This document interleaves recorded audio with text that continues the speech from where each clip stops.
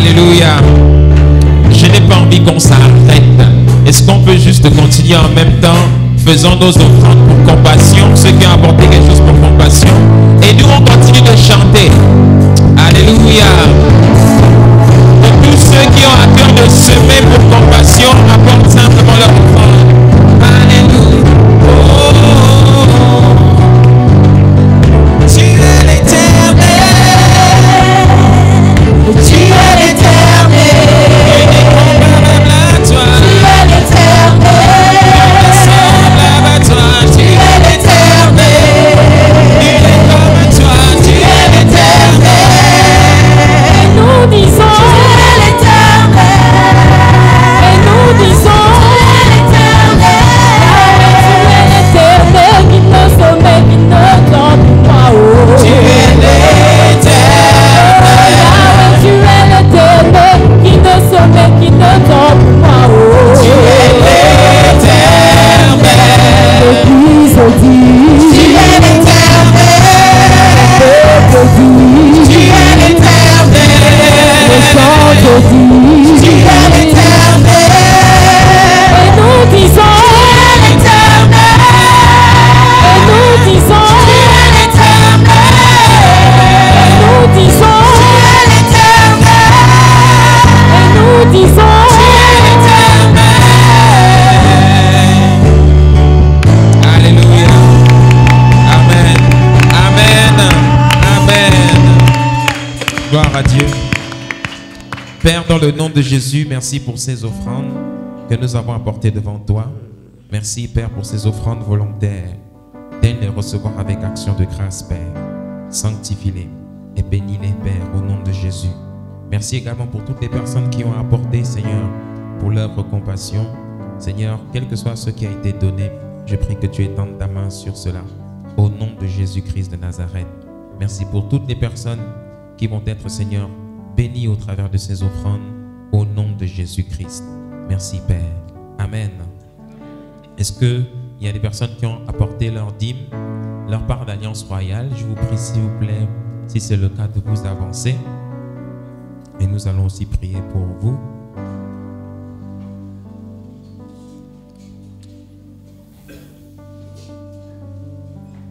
Waouh! Il n'y a qu'une personne qui a apporté sa dîme. Tu as raison, fais comme ça. Ah bah, je suis la seule aujourd'hui. Est-ce que on va te bénir de manière, on va vous bénir de manière particulière? Est-ce qu'on peut étendre les mains vers eux, s'il vous plaît? Comme ça, même toi qui n'as pas donné ta dîme, tu vas prier pour eux. Seigneur, je prie au nom de Jésus pour tes enfants qui ont apporté, Seigneur, leur part d'alliance royale. Je prie que tu te souviennes d'eux. Seigneur, merci par cet acte d'obéissance qu'ils ont posé. Que ta grâce repose maintenant sur eux, qu'ils ne manquent de rien.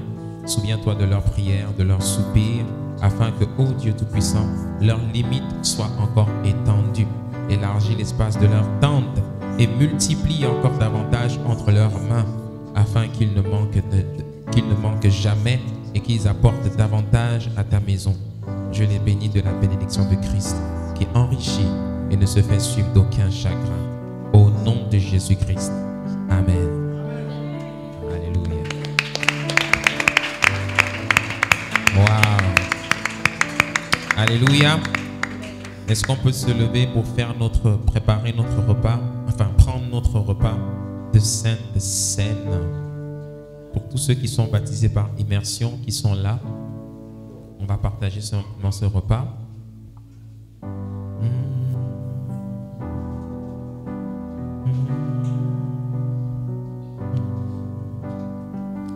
Change un peu, joue autre chose. Je veux voir si tu es inspiré. Amen. Est-ce qu'on peut élever nos voix? Merci, Père, encore pour ce repas que nous prenons. Merci, Seigneur, pour ce pain qui symbolise ton corps. Merci pour ton sang qui symbolise ta chair. Merci parce que tu as dit dans ta parole que toutes les fois où nous nous retrouverons, que nous fassions toujours cela en mémoire de toi, en mémoire de ton sacrifice que tu as posé à la croix. Nous sommes infiniment, Père, reconnaissants pour le sacrifice que tu as fait à la croix pour nous. Père, merci, parce que c'est un privilège que d'être appelé enfant de Dieu. Et et de pouvoir être invités à ta table. Nous t'honorons, nous exultons de joie devant toi. Nous te louons et nous t'exaltons, Seigneur. Yeah. Est-ce que l'Église peut élever la voix? Je voudrais simplement qu'on reste dans un esprit de prière et qu'on se connecte au Seigneur. Ne défocalisons pas nos pensées, fixons les regards sur Jésus. Le Saint-Esprit est là. Mais pour qu'il puisse commencer à travailler, nous devons d'abord l'honorer.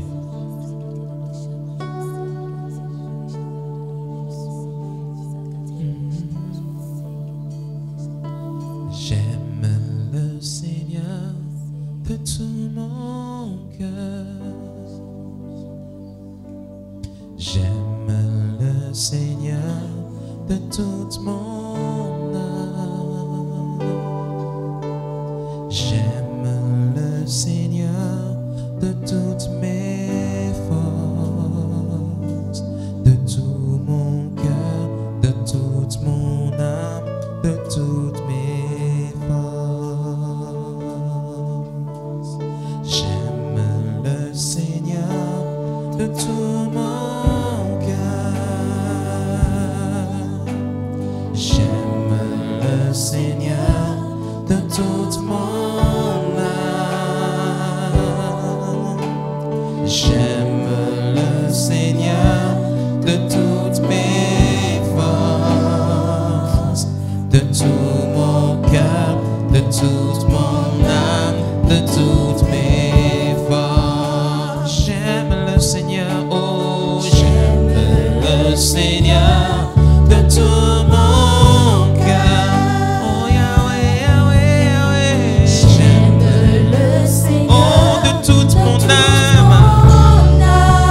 Oh, j'aime le Seigneur de toutes mes forces, de tout mon cœur, de toute mon âme, de toutes mes forces.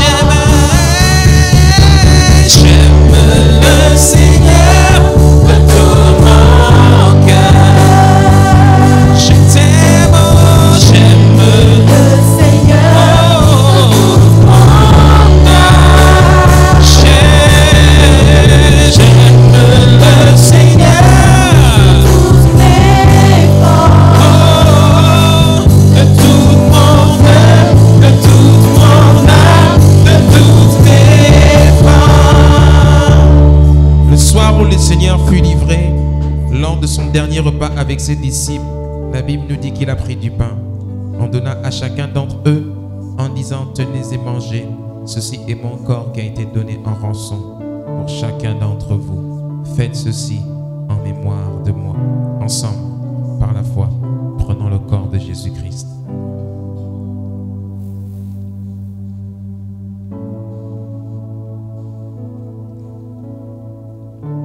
Et après avoir soupé, il prit la coupe et en donna à chacun d'entre eux, en disant: tenez et buvez, car ceci est mon sang qui a été donné, versé pour vous, le sang de l'alliance, l'alliance de la grâce que nous avons avec toi, Seigneur.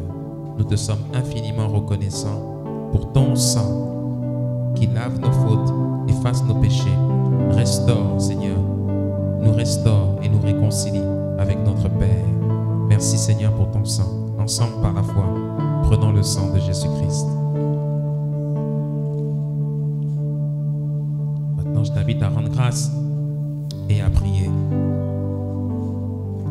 La mandere brosta ya baba, lo kamandere brosta ya baba ige.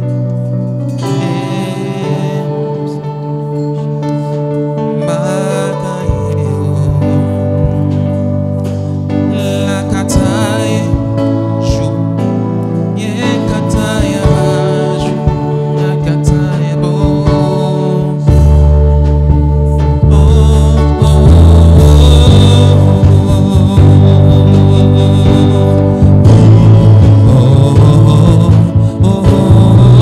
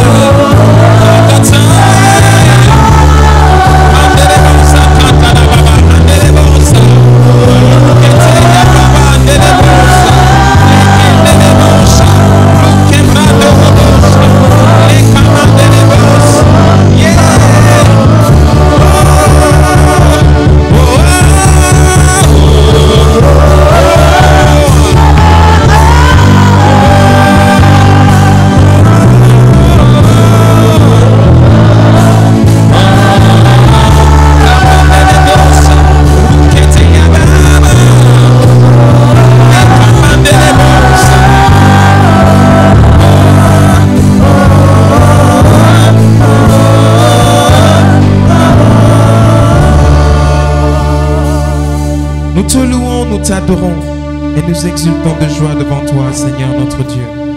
Merci pour ta grâce.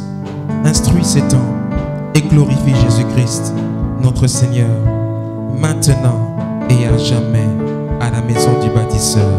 Au nom de Jésus-Christ, conduis ces moments, inspire-les, inspire ta parole et déverse encore ton onction sur nous. Au nom de Jésus-Christ. Amen. Amen. Amen. Est-ce que quelqu'un peut acclamer le Seigneur sincèrement et pousser un cri de joie? Acclame, acclame, acclame, acclame. Célèbre ton Dieu.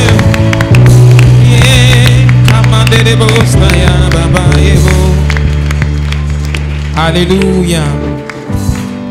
Amen. Dis avec moi gloire à Dieu. En t'asseyant, trouve au moins 5 personnes et dis-leur Tsalak, que Dieu te fasse prospérer. Bienvenue encore à la maison du bâtisseur. Alléluia. Yeah. Merci Seigneur. Alléluia. Yannick, c'est pas assez fort. Pas assez fort. Merci Seigneur. Merci Seigneur. Alléluia. Alléluia. Que quelqu'un dise gloire à Dieu. Voilà.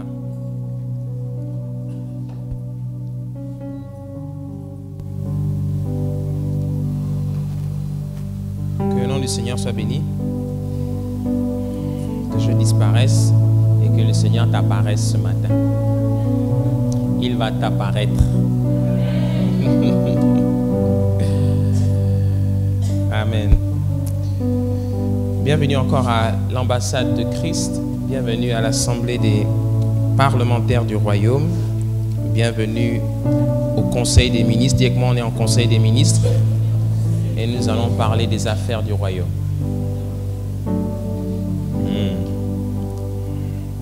Tourne-toi vers celui qui est près de toi et dis-lui, Excellence, je suis très heureux d'être à tes côtés. Regarde. Tu ne le regardes même pas, tellement toi-même tu n'y crois même pas.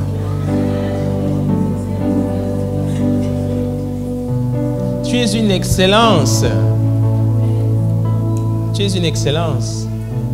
La plus grande découverte de ta vie, c'est ton identité. Qui tu es. Et nous allons parler aujourd'hui d'ailleurs de ça. Hein? Je suis très heureux d'être là avec vous. Et pour ce deuxième culte, nous avons eu un merveilleux premier culte. Par la grâce de Dieu, et on aura un culte encore plus merveilleux maintenant. Amen. Et j'espère que pour chacun d'entre vous, la semaine a été bonne. Est-ce que la semaine a été bonne pour toi? Hein? Ceux qui sourient, c'est que ça a été bon. Ceux qui ne sourient pas, c'est que ça n'a pas été bon. Hein? Mais ce sera bon cette semaine au nom de Jésus. Voilà. Hein? Je rends grâce à Dieu aussi pour Nous avons eu un masterclass sur les dimensions de l'onction lundi, mardi, mercredi et qui continue demain, mardi et mercredi aussi. Et c'était très très intéressant. Ma prière, c'est que les prochains masterclass, plus on avance et plus il y aura de personnes qui s'inscriront à ces choses-là. Ne néglige pas, je sais que tu négliges ces choses-là aujourd'hui, mais ce n'est pas grave. Avec le temps et les années, tu comprendras ce qu'on est en train de poser comme fondement. Et quand tu verras, parce que la plupart des gens marchent à l'apparence, et le peuple de Dieu marche à l'apparence. Les gens marchent, très peu marchent vraiment par l'esprit, très peu. Même si la Bible nous exhorte à marcher par l'esprit, très peu marchent vraiment par l'esprit. Les gens sont beaucoup dans les apparences. Les gens sont beaucoup dans les apparences. Si par exemple, masterclass sur les dimensions de l'onction, dis avec moi, pasteur, parle avec transparence. Tu sais, je suis quelqu'un de tellement simple et détendu dans la vie. Et masterclass, les dimensions de l'onction. Orateur, pasteur Lucondias, tu dis, ah, et tu ne viens pas. S'il y avait écrit masterclass, les dimensions de l'onction, pasteur Ivan Castanou, tu serais venu. Tu vois ce que je veux dire, non? Pourquoi je dis ça? C'est parce que tout simplement, les apparences te font croire que tu recevras très certainement plus avec Ivan Castanou qu'avec Lucondias. Ce qui est faux. ce qui est faux. Si on dit masterclass, les dimensions de l'onction bénigne à la maison du bâtisseur, même si c'est 250 000 francs, tu vas venir. Est-ce que je mens? Bien sûr, il y en a qui quitteront le Congo pour venir.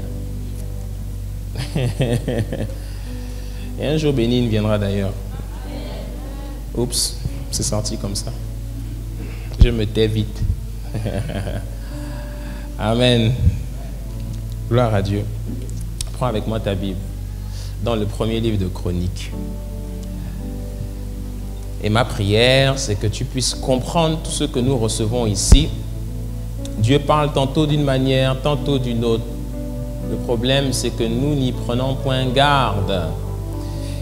Et mon souhait, c'est que tout ce que nous recevons pendant des mois et des mois puisse non seulement t'apporter quelque chose, mais puisse te permettre d'opérer à une nouvelle dimension dans ta vie. L'année 2017 est en train de toucher à sa fin. C'est le temps des bilans. C'est le temps des bilans et la question qu'il faut te poser, c'est qu'est-ce que j'ai fait cette année? Qu'est-ce que j'ai accompli cette année? Qu'est-ce que le Seigneur a fait dans ma vie cette année? Est-ce que cette année, j'ai vraiment progressé spirituellement, mais aussi dans les autres domaines de ma vie? Est-ce que j'ai vraiment senti que j'ai avancé en 2017? Amen. Et quel que soit ce qui s'est passé en 2017, 2018 sera, je le crois, l'année de la récolte pour toi. Parce que tu sèmes, mais au bout d'un moment, il faut commencer à récolter. Et que 2017 soit l'année où tu commences à récolter, au nom de Jésus-Christ. Amen. Il y a 3 personnes qui ont dit Amen, c'est elles qui vont récolter au nom de Jésus-Christ. Dis un bon Amen avec moi. Amen. Tu sais, la prophétie peut sortir avec le cri « Vous allez récolter !» ou bien « Vous allez récolter ». Du moment qu'elle est sortie, elle est sortie. Et ma prière, c'est que tu puisses vraiment récolter. Gloire à Dieu. Moi, je récolte au nom de Jésus. Allez, passons à la parole. Le temps qui nous est imparti n'est pas long, alors ne traînons pas trop. Aujourd'hui, j'ai une parole pour toi. J'ai une parole à te donner et nous allons atterrir sur notre série concernant le divin architecte. Et tu vas comprendre pourquoi. Maintenant, si le Saint-Esprit veut que l'on poursuive, on poursuivra la semaine prochaine. Mais on va atterrir. Nous avons touché beaucoup de points sur Christ révélé. Nous avons vu que Christ est celui qui guérit et qui délivre. Nous sommes maintenant sur Christ, le divin architecte et le grand souverain sacrificateur. Vous avez remarqué que depuis plusieurs semaines, depuis plusieurs mois, je suis en train de vous emmener dans la révélation de la personne de Christ, mais sous différentes facettes en fait. Et on va continuer dans cet élan-là. Premier livre de Chroniques au chapitre 28. Et aujourd'hui, je vais toucher un autre point. Chapitre 28, à partir du verset 21. Si tu y es, dis avec moi Amen. Il est écrit, voici les classes des sacrificateurs et les Lévites pour tout le service de la maison de Dieu. Et voici près de toi pour toute l'œuvre, tous les hommes bien disposés et habiles dans toute espèce d'ouvrage, et les chefs et tout le peuple docile à tous tes ordres. Amen. Prends maintenant avec moi le deuxième livre de Chroniques, au chapitre 8, au verset 14. Si tu y es, dis avec moi Amen. Deuxième livre des Chroniques au chapitre 8 au verset 14. Il est écrit, il établit dans leurs fonctions telles que les avait réglées David, son père, les classes des sacrificateurs selon leur office. Dis avec moi, selon leur office. Les Lévites selon leur charge, consistant à célébrer l'Éternel et à faire jour par jour le service en présence des sacrificateurs, et les portiers distribués à chaque porte d'après leur classe.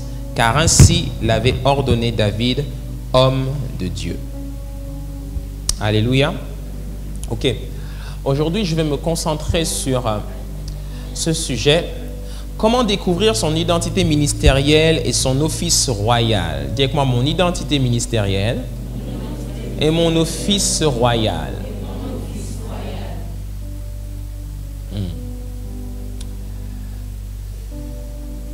Au premier culte, je l'ai donné d'une manière. Je vais voir comment le Saint-Esprit va me conduire pour ce second culte. Exactement, je suis d'accord avec toi. Découvrir son identité ministérielle. Pourquoi ministérielle? Parce que tout simplement, nous sommes tous appelés à effectuer un service dans la maison de Dieu, dans un office. Christ est le divin architecte. Il bâtit sa maison, et la maison qu'il bâtit, nous sommes tous, chacun d'entre nous, des pierres vivantes, dit la Bible dans le livre de Pierre. Et chacun d'entre nous, nous avons un rôle à jouer dans la construction de cette maison. Le texte que nous avons lu à l'instant nous rappelle un point très important. C'est que dans la maison de Dieu, il y a les sacrificateurs et il y a ceux qui sont des personnes bien disposées et habiles. Les sacrificateurs, selon ce texte qui se trouve dans l'Ancien Testament, sont ceux qui étaient au service de la maison de Dieu. Ils entretenaient la maison de Dieu. Ils géraient la maison de Dieu. Et en face, il y avait le peuple qui contribuait à l'entretien de la maison de Dieu. Mais la Bible nous dit dans Apocalypse chapitre 5 au verset 10 que nous sommes nous aussi aujourd'hui en Christ rois et sacrificateurs. Dis avec moi, je suis roi et je suis sacrificateur. En d'autres mots, il y a un service ou du moins une contribution dans la maison de Dieu pour chacun d'entre nous. Et nous avons également un office royal dans lequel nous sommes appelés à exercer à l'extérieur de la maison de Dieu. Amen. Il nous dit ici que les sacrificateurs étaient classés par classe. Le premier de tous les sacrificateurs, c'était le grand souverain sacrificateur, celui qui entrait dans la maison de Dieu une fois par an, dans le Saint des Saints, pour intercéder pour les peuples, pour les péchés du peuple. Et il y avait les autres sacrificateurs qui faisaient le service. Mais en face, il y avait aussi les saints, ceux qui étaient les membres du peuple, ceux qui contribuaient, mais d'une autre manière. Et il nous dit dans ce texte que ces personnes bien disposées et habiles dans toute espèce d'ouvrage apportaient à la maison de Dieu toutes sortes de matériel, toutes sortes de contributions matérielles, des étoffes, de lin, toutes sortes de choses. Regarde, dans le texte de Exode, chapitre 35, au verset 10, il dit que tous ceux d'entre vous qui ont de l'habileté viennent et exécutent tout ce que l'Éternel a ordonné. Ici, c'est Moïse qui est en train de parler. Et Moïse qui parle ici fait appel à toutes les personnes dans le peuple qui sont bien disposées de cœur et qui veulent semer dans la maison de Dieu pour bâtir l'œuvre de Dieu. Il dit plus loin au verset 21, « Tous ceux qui furent entraînés par le cœur et animés de bonne volonté vinrent et apportèrent une offrande à l'Éternel pour l'œuvre de la tente d'assignation, pour tout son service et pour les vêtements sacrés. Les hommes vinrent aussi bien que les femmes, tous ceux dont le cœur était bien disposé, apportèrent des boucles, des anneaux, des bagues, des bracelets, toutes sortes d'objets d'or. Chacun présenta l'offrande d'or qu'il avait consacrée à l'Éternel. » Il est en train de dire ici que nous tous qui travaillons à l'extérieur, grâce à nos habiletés, à nos dons, à nos compétences, nous avons la possibilité de gagner de l'argent et toutes sortes de biens précieux. Mais une chose est sûre, c'est qu'eux avaient compris qu'une partie de ce qu'ils gagnaient selon leur prospérité, ils devaient l'apporter à la maison de l'Éternel. Amen. Quel que soit ce que tu fais à l'extérieur comme travail, le travail que Dieu t'a donné, l'argent que tu gagnes, rappelle-toi qu'il y a une partie qui doit être consacrée à l'Éternel. Et quand on dit consacré à l'Éternel, on ne parle pas seulement de ta dîme. La dîme est la part qui appartient à Dieu. Ça lui est consacré et ça lui appartient. Donc, ça lui revient de droit. Donc, tu ne viens pas la lui donner. Dès que on ne donne pas la dîme. On ne donne pas la dîme, on ne paye pas la dîme. On apporte la dîme. J'aurais dû lire ça au premier culte aussi.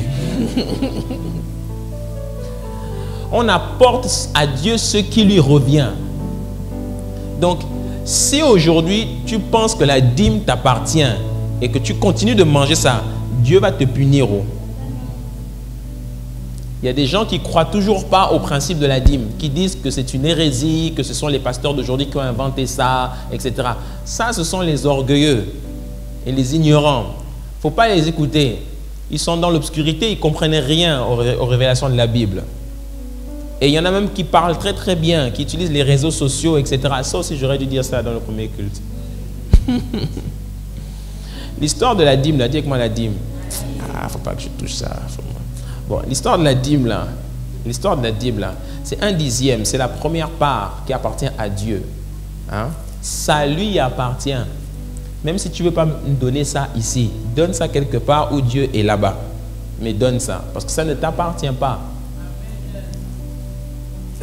Même si ton salaire c'est 100 francs, trouve 10 francs et va lui donner. Ça lui appartient. Bon, ton salaire n'est pas de 100 francs, je l'espère. Tu sais, il y en a, c'est 100 francs, c'est beaucoup pour eux. Hein? Quand tu es fauché pendant des mois, un jour on te donne 100 francs. Demande à ceux qui prennent le taxi. Ils savent c'est quoi la valeur de 100 francs. Une fois, je rencontre un frère et puis je le vois prendre le taxi-bus. Et je lui dis, tu vas où? Je vais à Aungu. Il quitte Ongonje jusqu'à Aungu. Aungu, c'est loin. Et il prend le taxi-bus d'Ongonje jusqu'à là-bas. Je lui dis, mais tu mets combien de temps pour arriver avec le taxi-bus qui s'arrête tout le temps? Il dit au moins 1h30, peut-être. Je dis, waouh, pourquoi tu ne prends pas course? Il dit, oh, pasteur, course? Non, c'est beaucoup course. Moi, d'ici à Ongu, j'en ai peut-être pour 400 ou 500 francs ou 600 francs. Je dis, waouh. Parce que pour lui, il n'a pas beaucoup. Toi, tu es là, tu claques de l'argent à tout va. Je t'assure. Le jour où tu comprendras la valeur de ce que le Seigneur met entre tes mains, tu ne vas pas jouer avec. Ils consacraient une partie de leurs revenus, de leurs biens les plus précieux à l'Éternel. Il dit plus loin au verset 25, toutes les femmes qui avaient de l'habileté filèrent de leurs mains et elles apportèrent leurs ouvrages, des fils teints en bleu, en pourpre, en cramoisi et du fin. Toutes les femmes dont le cœur était bien disposé et qui avaient de l'habileté filèrent du poil de chèvre. Donc même les femmes, les hommes, les femmes, tout le monde apportait à la maison de l'Éternel. Donc souvenons-nous toujours de cela, que nous travaillons tous les jours. Mais rappelle-toi toujours qu'une partie de ce que tu as appartient au Seigneur et doit lui être consacré. Et là, ils sont venus donner de bon cœur et bien disposés. Tous les enfants d'Israël, hommes et femmes dont le cœur était disposé à contribuer pour l'œuvre. Donc, tout ce que nous avons, dès que l'opportunité est donnée, on doit apporter à la maison de Dieu pour bâtir son œuvre. Amen. Donc, quand l'opportunité te sera donnée, dès qu'on appellera, donnons pour bâtir l'œuvre de Dieu. Rappelle-toi que toi aussi, tu devras faire partie de ceux qui contribuent. Alléluia. C'est très important ça. Et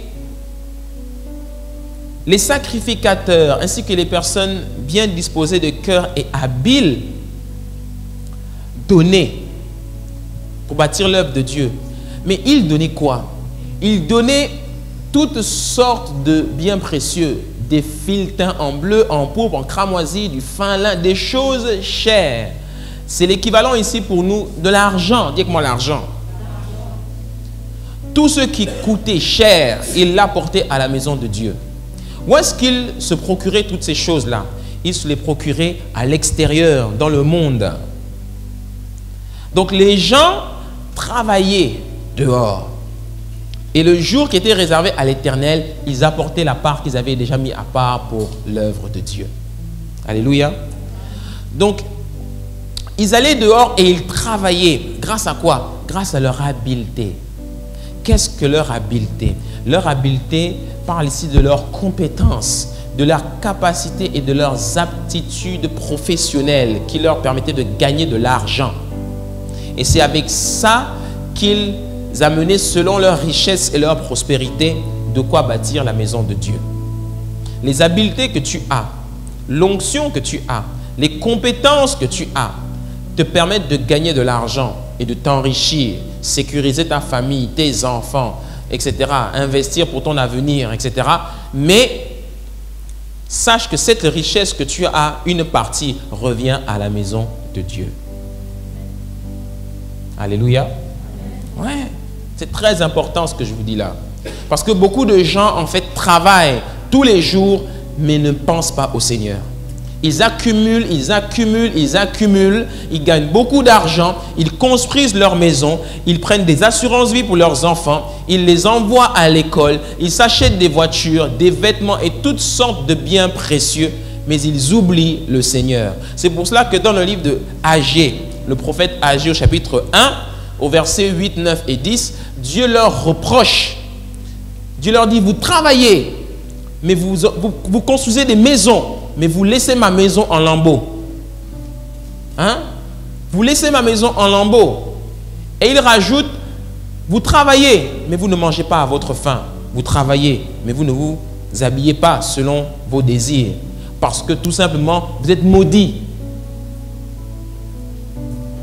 Et après, le prophète entre dans l'esprit et dit, mais la gloire de la dernière maison sera plus grande que celle de la première.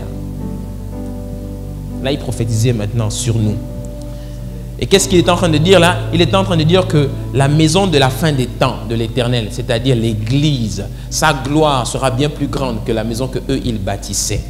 Parce que l'Église de la fin des temps, c'est une Église qui brille, qui resplendit, qui rayonne. Pas seulement de manière spirituelle, mais qui rayonne aussi avec tout ce qu'elle a et tout ce qu'elle peut apporter à la maison de Dieu. C'est une Église prospère. Alléluia. Et moi, je crois en cette Église prospère. Cette Église qui brille, qui rayonne, qui contribue et que Dieu utilise pour le bien de la nation. Alléluia. Et ici, il dit quoi? Il dit que les sacrificateurs étaient organisés selon leur office. Chacun avait un rôle à jouer. Et nous aussi, nous avons un rôle à jouer. Nous sommes organisés. Nous avons un appel. Nous avons un office où Dieu nous appelle à entrer. Mais avant d'entrer dans ton office, il faut d'abord que tu trouves ton identité. Dis avec moi mon identité. Il faut que tu saches qui tu es et à quoi Dieu t'appelle. Parce que si tu ne sais pas à quoi Dieu t'appelle, si tu ne connais pas ton identité, tu risques d'aller travailler dans un office qui n'est pas le tien. Tu risques d'aller accomplir des choses dans la vie que Dieu ne t'a pas demandé d'accomplir. Dis moi mon identité. Regarde, il est écrit dans le livre de Exode chapitre 33 au verset 17, « L'Éternel dit à Moïse, je ferai ce que tu me demandes, car tu as trouvé grâce à mes yeux, et je te connais par ton nom. » Le nom ici dont il parle ne se limite pas juste à Moïse, bien que Moïse veut dire celui qui a été trouvé. Moïse vient de l'hébreu matzah, celui qui a été trouvé. Et tous les noms que les hommes de Dieu portaient dans la Bible étaient des noms qui faisaient référence à Dieu. Amen. Et Dieu dit ici à Moïse, Moïse, je te connais par ton nom. Pourquoi? Parce que au ciel, Dieu a un livre. Dis avec moi, Dieu a un livre. Dieu a un livre dans lequel il a écrit nos noms. C'est pour cela que dans le livre de Exode, au chapitre juste avant, non, au début même de ce chapitre, Moïse, parce que là il sort de l'épisode du veau d'or, Moïse est en train d'intercéder et il dit, oh Seigneur, n'efface pas ton peuple de la terre. S'il le faut, efface mon nom de ton livre. C'est Moïse qui dit ça. Et Dieu lui dit, non, non, non, j'effacerai de mon livre celui qui a péché contre moi. Et l'Éternel les frappait. Donc Dieu a un livre où il a écrit nos noms. Au ciel, nos noms ont une signification. Au ciel, nos noms sont liés à une identité, à un office. Au ciel, si Dieu appelle le nom de Christopher qui est là, eh bien, à côté de son nom, il y aura 2 points et le nom de son office. Si on dit au ciel, faites-moi sortir les livres concernant Luc Ondias, à côté de mon nom, il y aura écrit prédicateur de l'évangile. Si on dit Moïse, 2 points, celui qui a délivré Israël. Comment on dit ça? Le libérateur. J'allais dire le délivreur. Libérateur d'Israël. Si on dit Paul, 2 points, prédicateur de l'évangile. Si on dit Joseph, gouverneur. Toi, que mettra-t-on à côté? Que mettra-t-on? Tu dois découvrir ton identité. Tourne-toi vers quelqu'un et dis-lui, tu dois découvrir ton identité. Mettra-t-on entrepreneur? Mettra-t-on ministre? Mettra-t-on président de l'Assemblée nationale? Mettra-t-on bâtisseur d'école? Je ne sais pas. Qu'est-ce qu'on mettra à côté de toi? Il doit avoir quelque chose à côté de ton nom. Hein? Moi, on a mis Luc Ondias, 2 points, prédicateur de l'évangile, a accompli des exploits sur la terre. C'est ce qu'on a mis à côté de mon nom. C'est ce qu'on met à côté de ça, c'est ce que j'ai même engagé. A accompli des exploits et a gagné plus d'1 million d'âmes pour Christ. C'est ce qu'on mettra pour moi. Oui. Le reste, là, la femme que tu as épousée, le nombre d'enfants que tu as eu, ta nationalité, ta couleur de peau, on s'en fout. Tout ce qui compte, c'est ton office et ton identité. Alléluia. Il dit dans le livre de Jérémie au chapitre 1er au verset 5, « Avant que je t'eusse formé dans le ventre de ta mère, je te connaissais. Et avant que tu fusses sorti de son sein, je t'avais consacré, je t'avais établi prophète des nations. » Donc Jérémie au ciel, à côté de son nom, il y a écrit prophète des nations. C'est ce qu'il était, c'était son identité. Et quand tu lis ce verset te donne simplement le processus ou encore les étapes par lesquelles Dieu t'a créé. Hein? Jérémie ici nous révèle 5 étapes. La première, c'est que Dieu te connaissait. Dis avec moi, Dieu me connaît. Dieu te connaît comment? Dieu te connaît par ton nom. Dieu te connaît parce que avant que tu n'aies été formé dans le sein de ta mère, Dieu t'avait d'abord créé dans l'invisible, dans son sein. Qu'est-ce que c'est que te connaître? Il te donne un nom selon un but auquel il te destine, il te choisit selon un problème que tu es appelé à résoudre sur la terre. Donc, il y a une situation, une problématique bien spécifique qu'il y a en ce moment ici que tu es appelé à résoudre. Quelle que soit la manière ou le lieu où tu es appelé à le résoudre. Mais tu dois résoudre ce problème. Personne ne vient au monde par hasard. Livre de Proverbes, chapitre 16, au verset 4. Dieu a créé toutes choses pour un but. Même le méchant, il l'a aussi destiné au malheur. Donc Dieu ne fait rien au hasard et tu n'es pas là par hasard. La théorie du hasard, elle n'existe pas. Ensuite, après t'avoir connu, il te consacre. Dis avec moi, Dieu me consacre. Te consacrer, ça veut dire quoi? Ça veut dire qu'il pose un sceau sur toi. Tu es scellé et destiné à accomplir des œuvres qu'il a préparées pour toi. C'est pour cela qu'il dit dans le livre de Éphésiens qu'il a préparé d'avance, avant la fondation du monde, des œuvres afin que nous les pratiquions. Pratiquer, ça veut dire quoi? De manière pratique, il y a des choses que tu es appelé à faire. Et il faut que tu les trouves. Alléluia. Il te consacre, il t'appose un sceau. Ensuite, il t'établit. Je t'avais établi prophète des nations.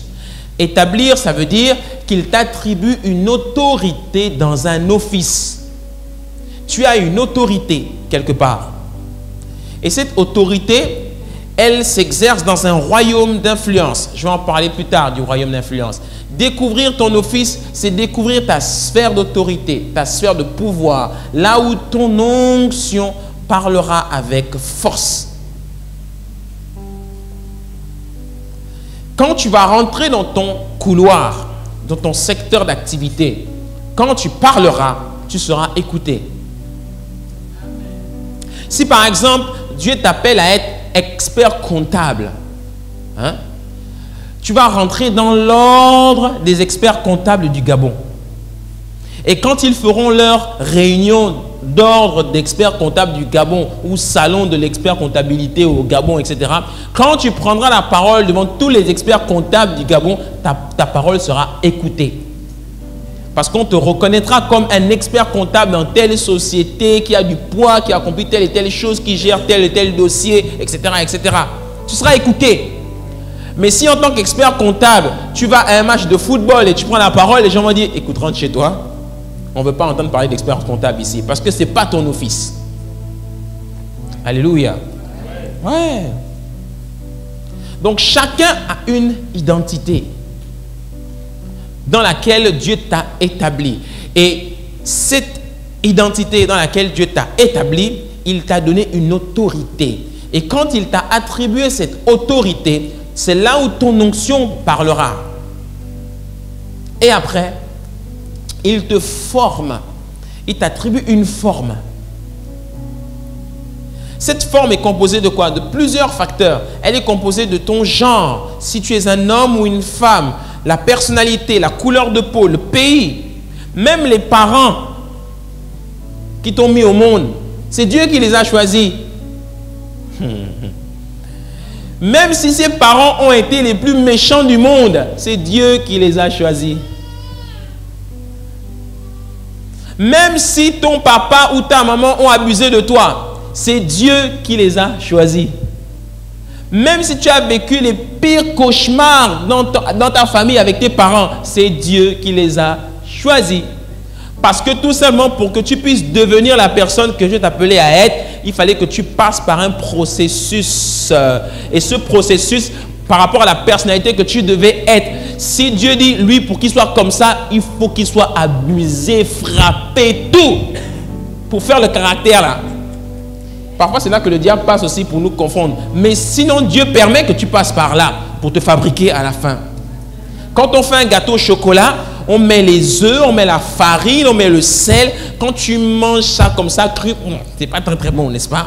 Mais qu'est-ce qu'on fait? On met ça dans un four à température très très élevée, ça chauffe. Et quand ça chauffe là, parfois ce sont les épreuves de la vie qui chauffent comme ça. Mais à la fin, quand le gâteau sort, il est magnifique, il est bon.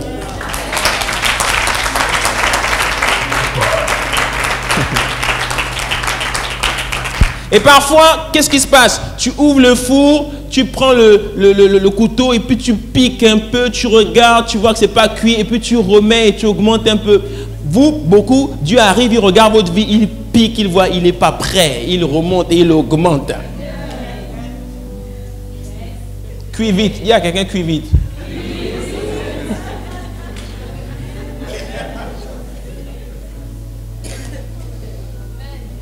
Ouais. Les épreuves dans la vie sont normales.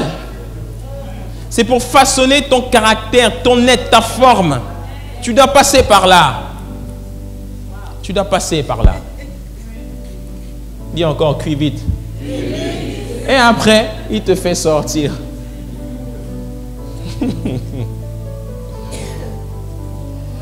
C'est Dieu ensuite qui te fait sortir. Mais quand Dieu t'attribue ta forme, il t'accorde aussi ce qu'on appelle une intelligence. Dis-moi une intelligence. Qu'est-ce que l'intelligence? Il y a, au niveau de la personnalité, On a souvent parlé des extravertis, des introvertis, des flegmatiques, des mélancoliques, des colériques, des sanguins, etc. Mais la psychologie va même encore plus loin. Et on a découvert même des différents types ou formes d'intelligence qui existent. Qu'est-ce que l'intelligence? Dis avec moi l'intelligence. L'intelligence, d'abord, c'est la capacité à résoudre des problèmes de la vie courante. Compétence à résoudre un problème, pouvoir aborder une situation avec un but à atteindre et déterminer le chemin approprié pour y parvenir. En d'autres mots, c'est la capacité à identifier une situation, à comprendre la situation, d'accord, et à apporter la solution pour résoudre cette situation. OK? Et d'autre part, deuxièmement, l'intelligence, c'est la capacité à produire des biens ou des services ayant une valeur. Donc, c'est la capacité à créer de la valeur. Donc, être intelligent, c'est identifier une situation, comprendre comment cela fonctionne et créer de la valeur au travers de la solution que tu vas apporter, au travers d'un bien, au travers de ce que tu vas, de ta contribution pour pouvoir résoudre le problème. Tu crées de la valeur. C'est ça l'intelligence. Amen. Est-ce que tu me suis? Et il y a plusieurs types d'intelligence qui ont été révélés. Particulièrement 8 qui ont été révélés. Et ces 8 formes d'intelligence, tous les êtres humains sont identifiés à l'intérieur. Dis avec moi mon intelligence. Tout à l'heure, au premier culte, je leur ai montré 8 types d'intelligence. Et je vais te les montrer à toi aussi. Le premier type d'intelligence qui existe parmi les hommes, c'est l'intelligence linguistique. Dis avec moi l'intelligence linguistique. Elle consiste à quoi? C'est la capacité à utiliser et comprendre les mots et leur sens. La capacité à être sensible à toutes les formes de structure linguistique. Capacité à comprendre comment le langage affecte les émotions. Utiliser la langue ou encore les langages pour comprendre les autres et exprimer ce qu'on pense. Hein? Dans ce type d'intelligence, on retrouve les écrivains, les poètes, les traducteurs, les interprètes, les avocats, ceux qui maîtrisent le verbe, les secrétaires, les comédiens. Et dans la Bible, on a identifié l'apôtre Paul dans ce type d'intelligence. Car c'est quelqu'un qui maîtrisait les mots et qui arrivait à transcrire la pensée de Dieu avec les mots. D'où les épîtres qui ont été écrits. Amen. Et toi aussi, si tu te situes là-dedans, alors tu es censé être quelqu'un à l'aise avec les mots. L'écriture, la lecture, la transcription, la traduction, tout ce qui tourne autour des mots, c'est ton intelligence. Et si tu t'identifies dans cette intelligence-là, alors concentre-toi là-dessus.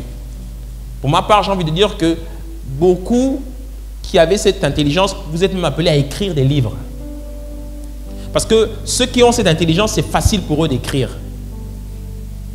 Et ma question, c'est pourquoi ton premier livre n'est toujours pas sorti? Hein? Tu attends quoi? Écris les livres. Arrête de lire les livres des autres et écris tes livres. Le deuxième type d'intelligence, c'est l'intelligence logico-mathématique. C'est l'une des intelligences les plus utilisées aujourd'hui dans l'enseignement. C'est la capacité à manipuler les nombres et résoudre les problèmes logiques et mathématiques. Capacité de calculer, de mesurer, de faire preuve de logique et de résoudre les problèmes mathématiques et scientifiques. Capacité de manipuler de longues chaînes de relations logiques, à bien raisonner, calculer, quantifier, tenir un raisonnement logique. Tu sais, il y a des gens qui n'arrivent pas à tenir un raisonnement logique. Hein? Ouais. Résoudre les problèmes, émettre des hypothèses, manipuler les symboles, induire, déduire, organiser l'information avec les nombres. On retrouve dedans les scientifiques, les gens dans le monde des affaires qui sont à l'aise avec les chiffres, médecine, finance, banque, bourse, comptable, actuaire, économiste, informaticien, ingénieur. Et dans la Bible, quelqu'un qui a développé cette intelligence, c'est Joseph. Joseph, grâce à son intelligence logico-mathématique, a pu organiser l'Égypte. Joseph était devenu un expert comptable. C'est lui qui a géré l'Égypte. Amen. Parce qu'il gérait l'argent du pays. Et gérer l'argent du pays, mon ami, en tant que trésorier payeur, mais il était trésorier payeur, c'est lui qui payait les gens, Joseph. Il gérait des milliards. C'était pas un petit, Joseph. Toi, tu peux gérer des milliards? Qui a dit oui?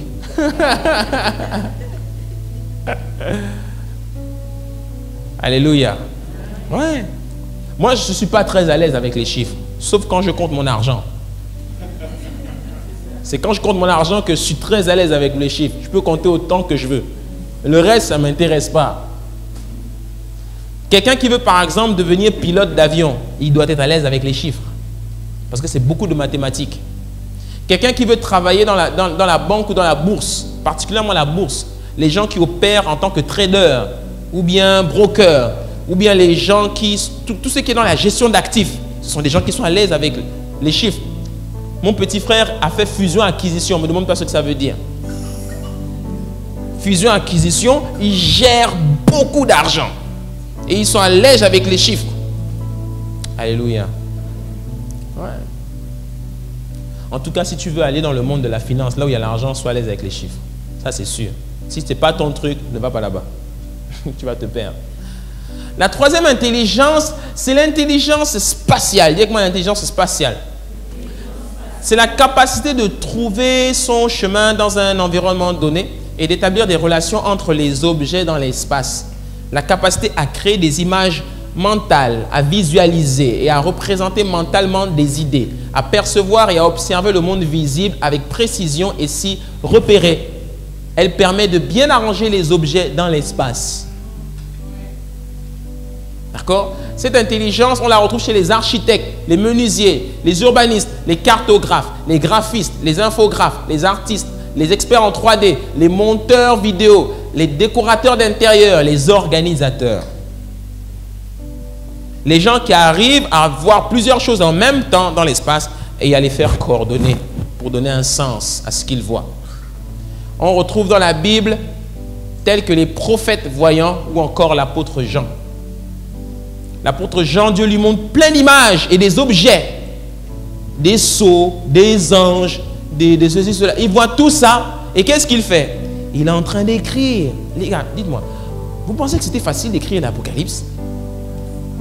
Vous pensez qu'il était assis auprès de Dieu et puis Dieu lui disait écris et puis il est en train d'écrire? Non, il était dans les songes, il était dans l'esprit, il avait des visions ouvertes.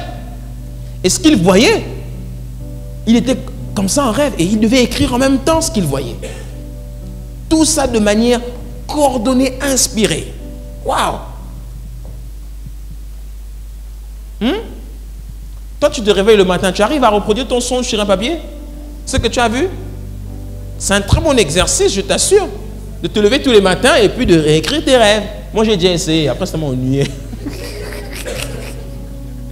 J'ai déjà essayé, mais ça m'a ennuyé. Je me réveille à 2 h du matin. Seigneur, moi je ne suis pas prophète, laisse-moi ça. Mais écris, oh, laisse-moi, je vais aller prier. Mais il dit justement, écris. Amen. En fait, je n'étais pas très motivé parce que ce que j'avais vu, ça ne m'inspirait pas trop. Hein?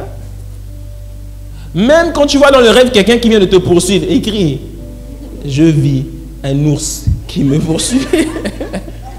Signification de l'ours. Entité de l'ours. Il faut écrire. Donc ce sont les gens qui sont à l'aise avec les objets. Ils voient des choses et ils arrivent à les faire coordonner. Hein? On a l'intelligence intrapersonnelle. C'est la capacité à former une représentation de soi précise, à bien se connaître, à utiliser efficacement sa personne et tout ce qu'on sait de soi dans la vie. Hein, la capacité de se comprendre soi-même et de se maîtriser. Avoir une bonne conscience de soi, de ses forces et de ses faiblesses, tirer parti des expériences de la vie, agir en conséquence, travailler de façon autonome, à être curieux à propos des faits de la vie, ne pas céder à l'impulsivité. Ce sont des gens qui se connaissent. Et ces gens, on les retrouve beaucoup dans la psychologie, la psychiatrie, les théologiens, les planificateurs. Et dans le corps de Christ, les gens qui possèdent facilement cette intelligence, ce sont ceux qui sont appelés au ministère d'aide, les pasteurs. Ce sont les gens qui sont très patient. Alléluia. Un pasteur, c'est quelqu'un qui ne doit pas céder à l'impulsivité. C'est quelqu'un qui doit avoir une grande maîtrise de lui-même. Alléluia. Il est là devant quelqu'un et la personne est en train de lui parler ou bien lui dire des choses et il doit garder son sang-froid. Il doit garder son calme. Alléluia. Amen. Ce n'est qu'un bébé qui pleure. Regardez-moi. Vous n'avez jamais entendu un bébé pleurer?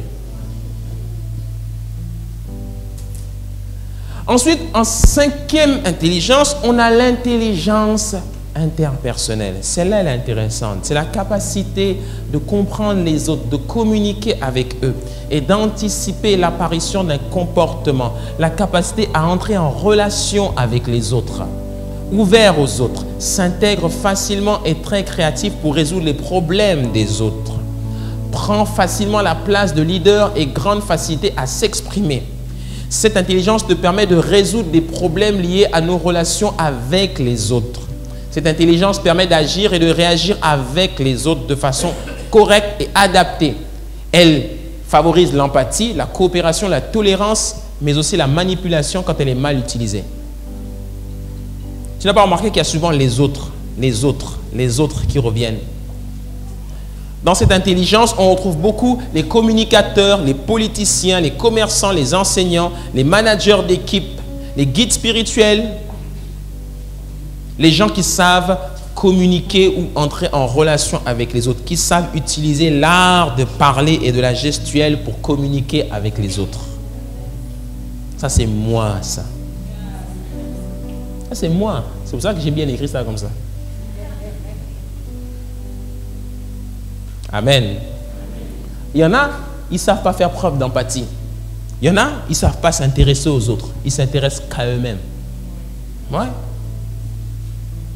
On a l'intelligence corporelle ou kinesthésique. C'est la capacité à utiliser son corps de manière fine et élaborée, à s'exprimer à travers le mouvement, à être habile avec les objets, à explorer l'environnement par le toucher. Capacité d'utiliser le contrôle fin des mouvements du corps dans les activités comme le sport et la danse. À coordonner les mouvements, être habile en travaux manuels, aime le sport, préfère communiquer une information en montrant ou en construisant un modèle. Et aime jouer aussi la comédie. Les gens qui jouent la comédie, qui font les clowns, Gad Elmaleh par exemple. Moi, j'aime bien Gad Elmaleh, il me fait rire. C'est vrai qu'il n'y a pas beaucoup de comiques dans la Bible. Hein. C'est trop sérieux. C'est vrai. Vous n'avez pas remarqué que la Bible est trop sérieuse. Les seuls moments où on arrive un peu à lire, c'est quand Jésus fait des vannes aux gens ou quand il les bluffe ou je sais pas. Mais on ne rit pas beaucoup. C'est trop sérieux. C'est trop sérieux. Pourtant, Dieu a beaucoup le sens de l'humour. Je vous assure, Dieu est très rigolo. Dieu, il est très, très, très rigolo. Vous allez être très étonné de trouver quelqu'un qui passe ses journées à faire le clown.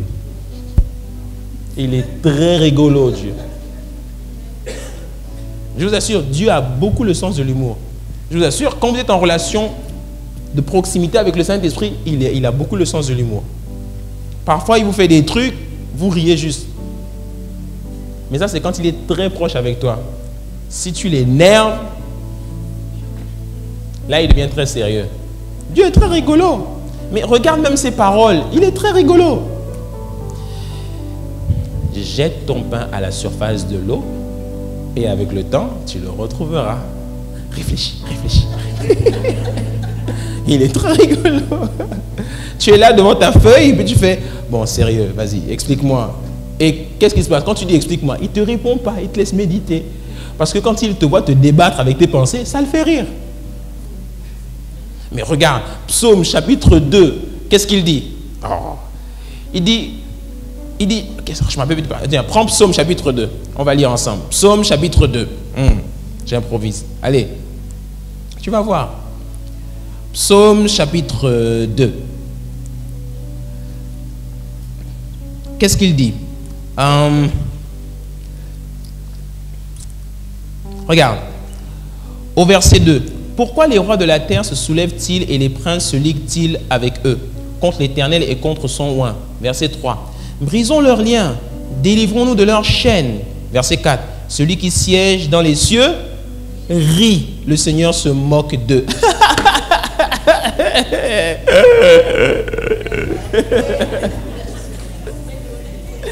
Il rit, il se moque d'eux. Non, mais c'est ce qui est décrit, hein? Tu penses qu'il rit sérieux? Non, il se moque d'eux. C'est ce qui est écrit. C'est lui qui a inspiré ça. Ça veut dire qu'il rit. Il doit s'exclamer et pouffer de rire sur son trône quand il voit les êtres humains. Il dit, mais ils sont bêtes, ils n'ont rien compris. Je suis Dieu, c'est moi qui gouverne les nations. Vraiment. Alléluia. Tu sais, si toi, en tant qu'être humain, quand tu vois quelqu'un glisser sur une peau de banane et se casser la figure et ça te fait rire, à plus forte raison, lui, quand il voit les hommes se casser la figure, il rit. Alléluia. La septième intelligence, très intéressante, c'est l'intelligence musicale et rythmique. C'est l'aptitude à percevoir et créer des rythmes et des mélodies, de reconnaître des modèles musicaux et de les interpréter et d'en créer. Capacité à jouer d'un instrument, chanter ou composer ou d'apprécier la musique, sensible au son, aux structures rythmiques et musicales, aux timbres sonores, aux émotions générées par la musique. Ce sont souvent les gens qui fredonnent en travaillant, en marchant, en battant du pied, en tapant du crayon, en travaillant, ou bien des doigts. Ils aiment inventer des airs, des mélodies, saisir facilement les accents d'une langue étrangère. Ils chantent juste, gardent un tempo. Dis que moi, ils chantent juste. Si tu ne chantes pas juste, certainement tu n'es pas là. Intelligence la moins utilisée dans l'enseignement, mais pourtant efficace pour retenir et appliquer l'information. Hein? On retrouve dedans les chanteurs, les musiciens, tels que Asaph, Jeduthun, David. Alléluia. Est-ce que tu te reconnais un peu dans tout ce que je dis? Il y a quelqu'un qui dit, pasteur, moi je ne vois toujours pas mon intelligence.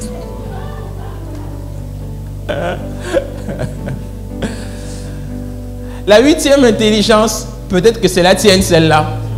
Intelligence naturaliste permet de classer les objets et de les différencier en catégories. Permet d'être sensible à ce qui est vivant ou de comprendre l'environnement dans lequel les hommes évoluent. La capacité d'apprécier, de reconnaître et de classer la faune, la flore et le monde minéral. Capacité à être sensible à la nature, à l'explorer sous toutes ses formes, à organiser, à classer, à hiérarchiser tout ce qui est en rapport avec le vivant et la matière, à comprendre les interactions entre la nature et la civilisation. Hein? Ce sont les gens souvent qui sont fascinés par les animaux, sensibles au monde des plantes, toutes les formes de nature, géographie, objets naturels, les nuages, les étoiles, enfin bref. C'est reconnaître les structures, les anomalies dans la nature, c'est observer, organiser des données et catégoriser. On retrouve dedans les vétérinaires, les botanistes, les zoologistes, les archéologues, les biologistes, les météorologues, les chercheurs, les explorateurs. Pasteur, ce n'est pas mon intelligence. Alors là, la tienne, elle est où? Pasteur, je ne me reconnais dans aucune intelligence. Alors, c'est que tu es un extraterrestre. Vérifions que ton sang n'est pas vert.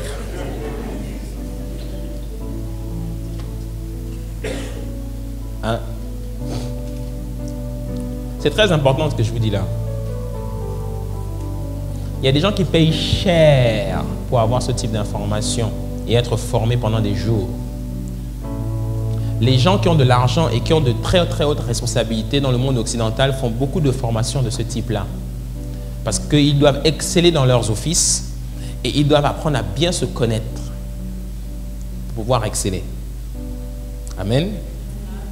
Nous, même pour lire ne serait-ce qu'une ligne, on ne sait pas. Mais pourtant, si on veut exceller dans notre domaine, ça ne sort pas du hasard. Quelqu'un qui excelle dans un domaine, c'est quelqu'un qui a compris qui il est et comment il doit opérer là-dedans. Alléluia. Mais oui.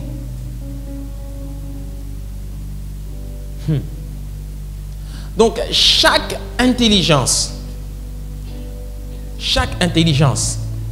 a des capacités. Là, ce sont des mots, c'est le littéraire que je vous ai fait là. C'est la psychologie. Mais dans la Bible, c'est présent. Dans la Bible, c'est présent. Quand on dit « sur ses épaules reposera l'esprit de force, l'esprit de crainte de l'éternel, l'esprit de sagesse, etc. etc. » C'est toutes ces choses-là. Livre des Proverbes, acquiert la sagesse, recherche l'intelligence. Avec tout ce que tu possèdes, acquiert l'intelligence. Il parle de quoi? Il parle de ces choses-là. Il ne parle pas de connaître des versets bibliques par cœur. Amen. Ouais. C'est pas parce que vous êtes enfant de Dieu assis à l'église tous les dimanches que vous ne pouvez pas aller vous asseoir à des salons avec des païens, des non-croyants et puis pouvoir démontrer la sagesse de Dieu. Quand les gens vous voient à l'extérieur, ils doivent voir l'intelligence. Ils doivent voir que vous êtes des gens compétents. Ça doit les inspirer. C'est ça que les gens doivent voir. On doit fièrement représenter notre Père quand on est à l'extérieur. Oui. Quand il y a des débats économiques, si par exemple moi, pasteur Luc Ondias, un jour je suis invité à la télévision, et puis on me dit, mais monsieur, il paraît que dans votre pays, il y a une crise économique. Vous pouvez nous en dire un tout petit peu là? Il faut que je puisse parler. Ah oui? Non, vous savez, hein, moi je ne connais même pas trop ces choses-là. Non, non, non. Il faut que je puisse parler. C'est quoi une crise économique? D'où vient l'économie? Pourquoi il y a la pauvreté au Gabon? Qu'est-ce que la pauvreté? Comment résoudre le problème de la pauvreté? Comment résoudre le problème du chômage? On pose des questions économiques. Comment faire pour créer de la richesse dans le pays? Comment faire pour créer de l'emploi dans le pays? Alléluia. Tu dois être capable de répondre à des questions comme ça. Parce que toi, dans ton office, tu es un communicateur. Je suis un communicateur. Je parle devant des gens. Je dois maîtriser certains sujets. Si toi, on t'appelle l'art culinaire, l'art culinaire, si demain on t'invite au salon de la restauration à Paris, il paraît que chez vous au Gabon, il y a une jeune femme là-bas qui fait des prouesses, qu'elle vient un peu prendre la parole ici devant les Occidentaux, devant les Blancs. Et puis tu viens parler de l'art culinaire africain. Tu viens vanter les vertus de la nourriture africaine, les bienfaits, comment est-ce qu'on prépare ça, les calories, les vitamines, tout ce que ça apporte à notre corps, etc. Tu viens vanter tout ça. Il faut que tu saches parler. C'est pas, ah, moi tout ce que je sais faire c'est les feuilles de manioc, oh, pardon. Non. Il faut que tu saches parler. Il faut que tu étudies. C'est pour ça que c'est important de lire des livres dans ton office. Si tu ne lis que la Bible, dis avec moi la Bible. Si tes journées, c'est que lire la Bible. Le matin, tu te réveilles, la Bible. Quand tu es dans le taxi ou la voiture, la Bible. Si tu es dans ta voiture, tu mets ta clé USB, tu écoutes la Bible en audio. Tu arrives au bureau, tu es en train de travailler, la Bible. Le soir, tu rentres, la Bible. Tu dis à tes enfants, éteignez la télé, on écoute la Bible. Tu finiras pasteur ou docteur de la parole. Oui. Tu maîtriseras que la Bible. Et encore, les docteurs de la parole, ils ne lisent même pas que la Bible. Ils lisent autre chose. Alléluia. Une fois que tu as trouvé ton identité, tu as compris ton intelligence, c'est-à-dire les capacités que tu as, ça te permet de mieux comprendre ton don, ce que tu as à offrir au monde. Amen. Et une fois que tu as compris cela, tu peux alors facilement entrer dans ton office. Ton office, c'est quoi? Ton office, c'est le domaine dans lequel tu es appelé à opérer au sein d'une des sphères d'influence, au sein d'un des royaumes d'influence sur la terre. La Bible nous raconte que le diable a élevé Jésus. Et quand le diable a élevé Jésus au-dessus du temple, Luc chapitre 4, versets 5 à 6, il lui montra en un instant tous les royaumes de la terre. Dis avec moi les royaumes de la terre. Et lui dit, je te donnerai toute cette puissance et la gloire de ces royaumes, car elle m'a été donnée et je la donne à qui je veux. Le mot puissance ici, c'est le grec exousia, qui veut dire autorité. Quand Adam a péché et il a chuté, il a transféré l'autorité de ces royaumes à Satan. C'est pour cela que, premier livre de Jean, de l'épître de Jean, il dit, le monde est sous la puissance du diable. Le monde est sous la puissance du diable. Le mot puissance, ici, c'est le grec exousia, qui veut dire le monde est sous l'autorité du diable. Mais ce qui s'est passé, c'est quoi? C'est que Jésus-Christ, en Matthieu chapitre 28, au verset 18, Jésus s'étant approché leur parla ainsi. Tout pouvoir m'a été donné dans le ciel et sur la terre. Maintenant, allez. Le mot pouvoir ici, c'est le même mot grec, exousia. En d'autres mots, toute autorité dans les cieux, sur la terre et sous la terre m'a été donnée.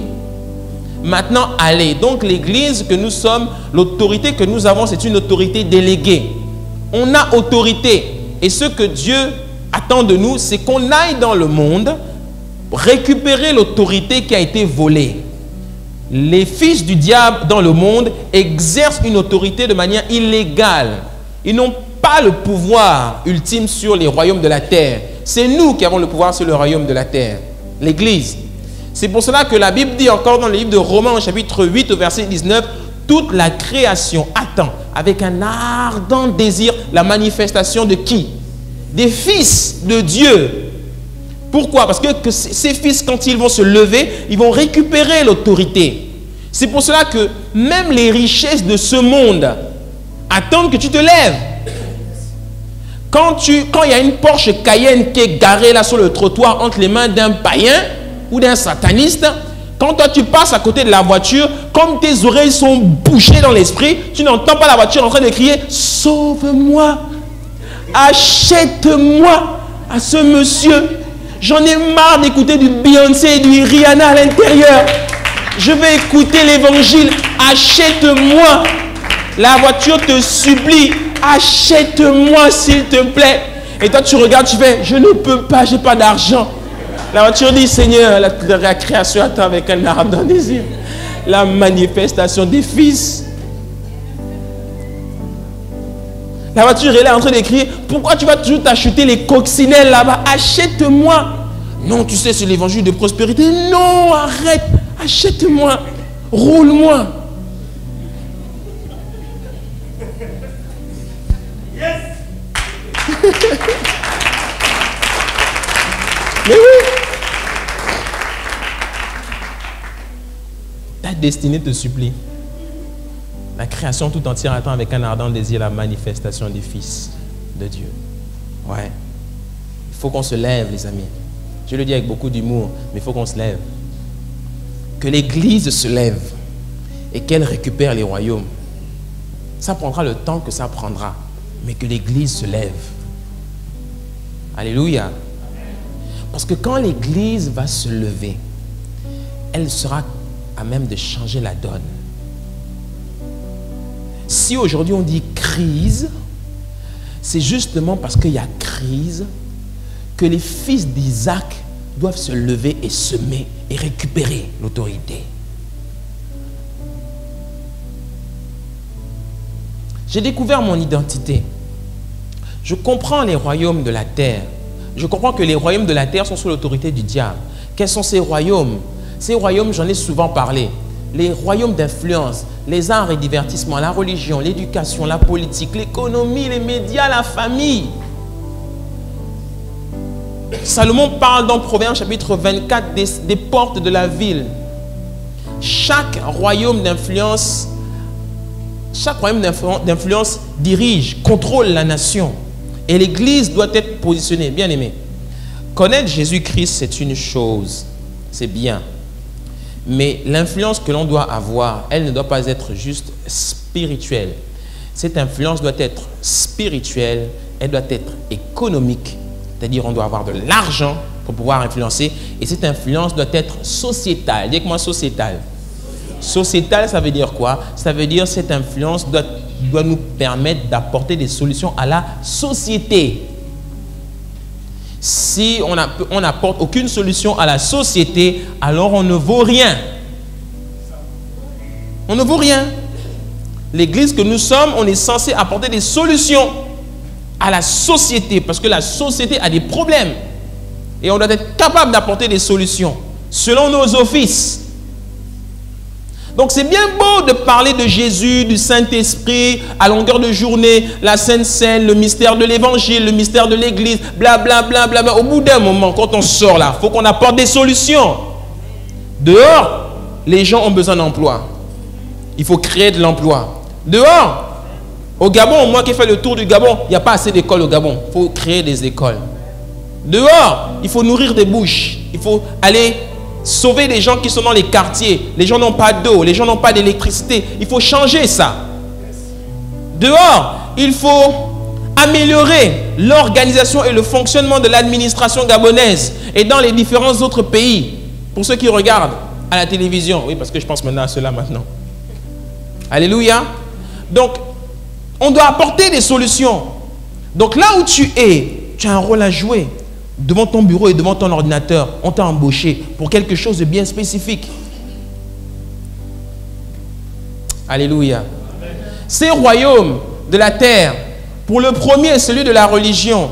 Pourquoi il est important? Parce qu'il influence la spiritualité et les principes de vie. Il affecte les croyances des gens. Il affecte la manière d'agir et d'interagir dans la société. Donc si toi, Dieu t'appelle là-dedans, tu dois changer les croyances des gens. Ça, c'est l'office où moi j'opère, par exemple. Donc j'amène les gens, par mon office et par l'exercice de mon ministère, à changer leurs croyances et leur manière de penser en ce qui concerne Dieu et la spiritualité de manière générale, afin que les gens n'aillent pas se perdre dans des hérésies. L'autre royaume, c'est celui de la famille. Si Dieu t'appelle là-dedans, tu dois savoir que ce royaume-là affecte l'éducation des individus, les fondements moraux.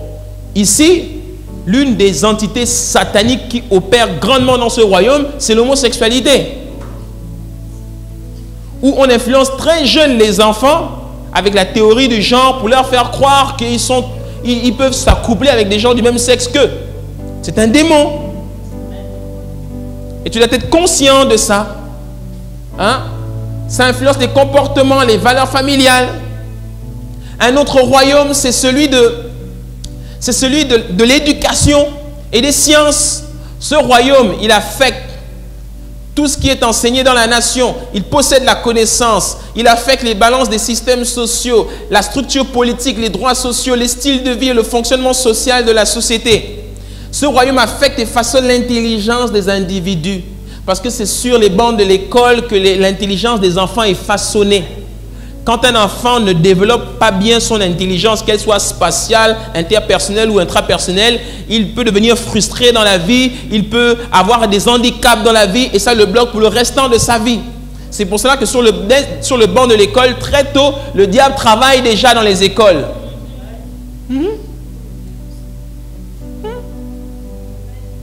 Et l'église, elle est où? Ici.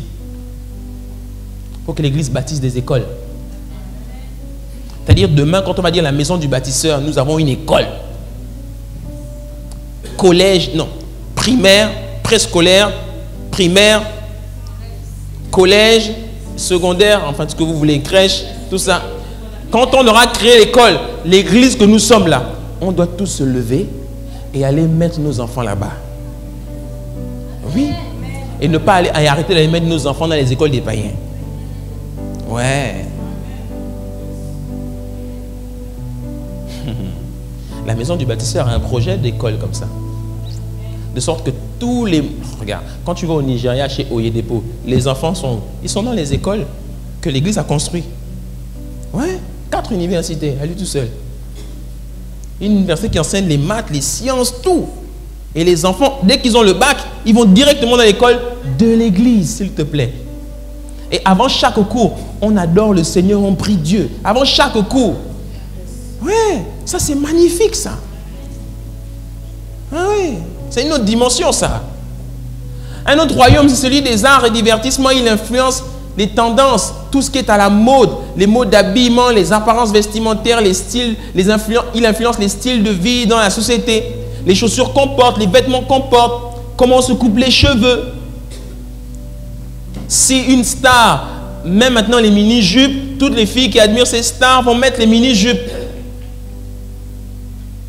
Alléluia. Ouais, c'est très important ça. Un autre royaume très important, celui-là, c'est celui des médias et de la communication. Il influence l'information, les opinions, possède le pouvoir de persuasion, influence les modes de pensée, affecte les actions et change les convictions des gens.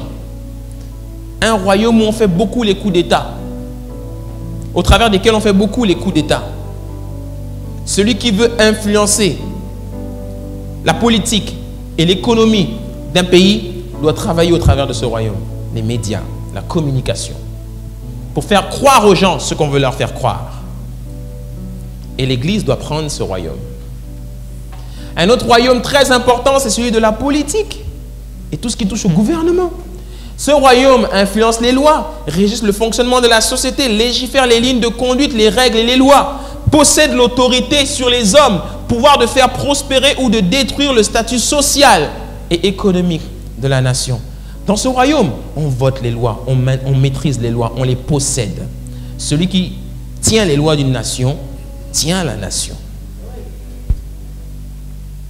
Et l'Église doit être positionnée là aussi. Un jour, j'étais en train de donner des cours dans une école et puis un élève m'a demandé, « Monsieur Ondias, est-ce que un chrétien a le droit de faire la politique ?» J'ai dit, mais pourquoi pas? Bien sûr que oui. Bien sûr que oui. Amen. De sorte que quand quelqu'un rentrera dans les gouvernements et dans la sphère politique, avec le caractère de Christ, avec moi le caractère de Christ, avec le caractère de Christ, il imposera les valeurs du royaume de Dieu. Et enfin, le dernier royaume très important, c'est celui de l'économie et des affaires.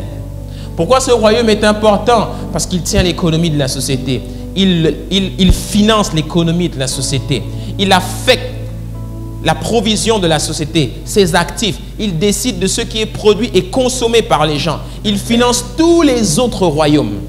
Hein? Les leaders de ce royaume possèdent un très grand pouvoir sur les autres royaumes. Celui qui contrôle l'argent, les finances, contrôle les banques, la bourse. Tout, il contrôle tout. C'est quelqu'un d'extrêmement puissant. Et l'Église doit être présente sérieusement dans ce royaume. Il faut que l'Église ait l'argent. Alléluia.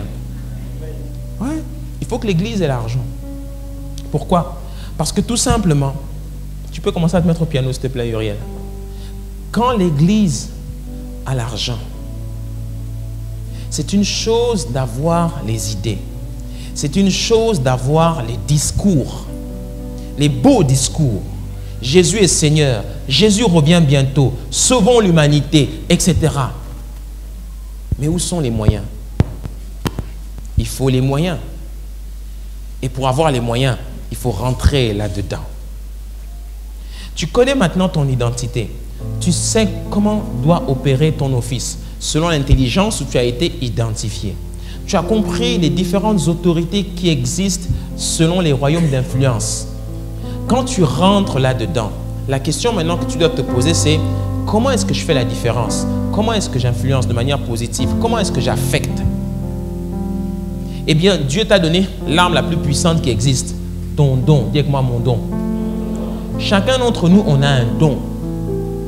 On a des talents, mais on a un don bien particulier qui va nous distinguer, qui va nous démarquer. Hein? Et ce don, une fois que tu l'as compris, ce don te permettra d'apporter des solutions à des problèmes. Parce que la société a des problèmes. Les gens, regardez bien dans la Bible, tous, sans exception, qui ont été élevés et qui ont marqué leur temps, c'est des gens qui avaient apporté des solutions à un problème. Tous. Amen. Tous. Si tu veux faire la différence, résous les problèmes. J'ai découvert quelque chose. Les gens qui résolvent le plus de problèmes, ce sont les gens les plus riches. Plus tu résolveras des problèmes, plus ta valeur augmentera.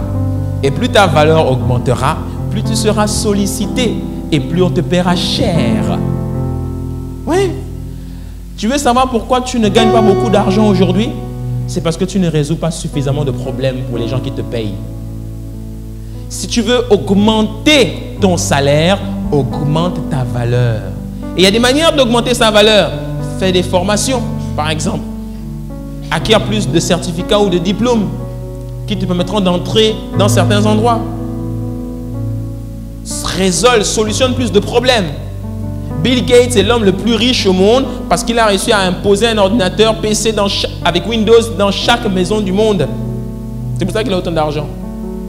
Alléluia. Tourne-toi avec quelqu'un et lui augmente ta valeur. Et dans la Bible, on va terminer avec ce passage. Regarde, dans 1 Chronique chapitre 12 au verset 23, on nous parle ici des fils d'Issachar. Le nombre des hommes armés pour la guerre qui se rendirent auprès de David à Hébron afin de lui transférer la royauté de Saül, selon l'ordre de l'Éternel, des fils d'Issachar ayant l'intelligence des temps pour savoir ce que devait faire Israël. C'est des gens qui comprenaient les temps et les circonstances de manière prophétique et qui apportaient, qui donnaient à l'avance les solutions au peuple pour qu'il prospère. Ouais. David s'entourait de prophètes qui lui donnaient la pensée de Dieu pour savoir ce qu'il devait faire. Même avant d'aller à une bataille, il demandait toujours au prophète ce que Dieu disait. Comment faire pour... Quelles étaient même les stratégies. C'était un politicien, mais qui utilisait beaucoup le prophétique. Et mon rêve, c'est que les politiciens utilisent le prophétique de Dieu. Oui. Ils auront moins de problèmes s'ils écoutent la voix de Dieu. Et c'était l'onction des fils d'Issachar. Ils résolvaient des problèmes. La Bible nous raconte encore l'histoire de cet homme dans le livre de Ecclésiaste, au chapitre 9, au verset 14. Il y avait une petite ville avec peu d'hommes dans son sein. Un roi puissant marcha sur elle, l'investit et éleva contre elle de grands forts. Il s'y trouvait un homme pauvre et sage qui sauva la ville par sa sagesse. Et personne ne s'est souvenu de cet homme pauvre. Il avait la sagesse, mais personne ne s'est souvenu de lui. Pourquoi? Parce que la sagesse vaut mieux que la force. J'ai dit cela. Cependant, la sagesse du pauvre est méprisée et ses paroles ne sont pas écoutées.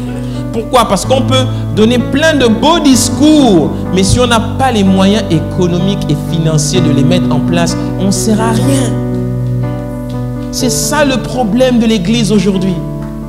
On est là, on fait de beaux discours, les pasteurs, les hommes de Dieu, les prophètes, les tombés, les vestes, tout ça. On est là, mais dès qu'on retourne à l'extérieur, on n'apporte aucune solution à la société. On n'a pas de valeur pour la société. On n'a pas de valeur. On commencera à avoir de la valeur pour la société et notre sagesse commencera à être écoutée quand ce que nous dirons, on pourra le mettre en pratique. Quand nous allons dire, ok, l'église va ouvrir à Franceville, de manière prophétique. On va ouvrir une église à Franceville. Mais quand on va ouvrir une église à Franceville, en même temps, on ouvre une école. Et quand on ouvre l'école, on budgétise le projet. Il faut rassembler 50 millions pour démarrer l'école. L'église de Jésus-Christ, rassemblons 50 millions, offrande. L'église se lève, nous déposons tous 50 millions, on démarre le ministère et on crée l'école. Quand on fait ça, mon ami, on est dangereux. On est dangereux. Et c'était le cas de Joseph. Joseph, Pharaon l'appelle. Il dit à Pharaon, établis à la tête du pays un homme intelligent et sage. Et Pharaon lui dit, mais il n'y a personne qui soit aussi intelligent et aussi sage que toi. Je t'établis sur ma maison. En d'autres mots, je te donne les clés du pays. Je te donne l'argent. Je te donne les moyens. Tout ce que tu diras, tu pourras aussi l'accomplir. Tu pourras aussi le faire. Et il est temps que l'église de Jésus-Christ reprenne les clés des royaumes de la terre.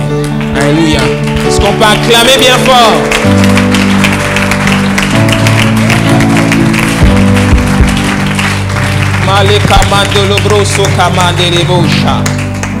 Ce discours, c'est le cœur de Dieu en ce moment. Je vous assure, c'est le cœur de Dieu en ce moment. Le réveil de l'église de la fin des temps. Quand on parle de réveil, ce n'est pas seulement un réveil spirituel, c'est un réveil économique et sociétal. Économique parce qu'il faut la richesse et les moyens financiers pour pouvoir changer la donne et il faut résoudre les problèmes de la société. Et c'est à cela qu'on est appelé, à résoudre les problèmes de la société.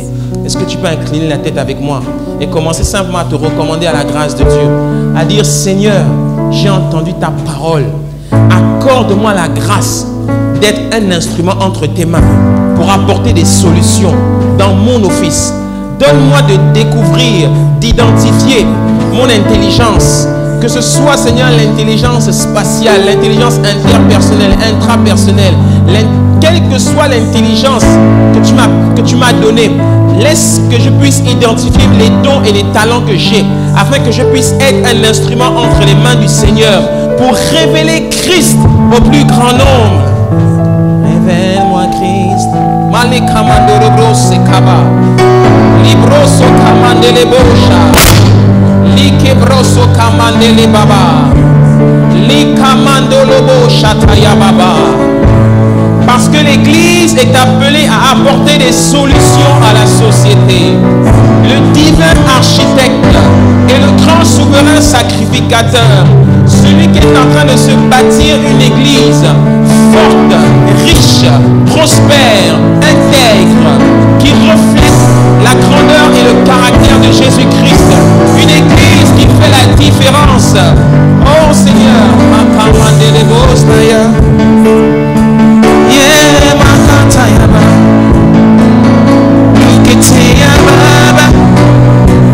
est-ce que l'Église peut prier et simplement réclamer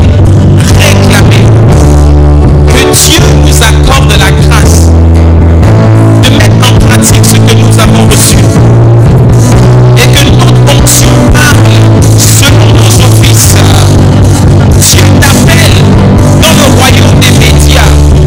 Alors apporte la révélation de Jésus-Christ dans les médias. Dieu t'appelle dans la politique. Apporte des solutions et arrête d'être un sujet de problème dans ce domaine. Et sois une solution et une source de bénédiction pour la nation dans ce domaine. Dieu t'appelle dans le royaume de la famille. Apporte de la valeur. Apporte des valeurs familiales solides qui vont changer les familles, qui vont faire du bien à la société, qui vont faire du bien aux familles de ta nation. Apporte des solutions par ton onction. Seigneur, révèle-moi mon onction, révèle-moi mon office. La makore broso kababa, les kamande les bosha tayaba.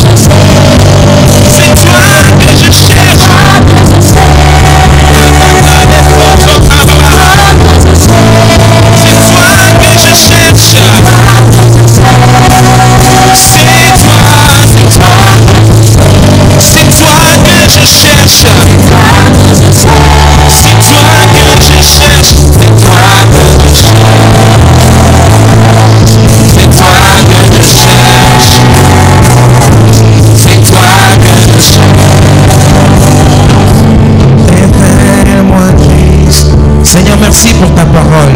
Elle est claire et elle donne de l'intelligence aux simples. Merci encore pour la révélation de ta parole.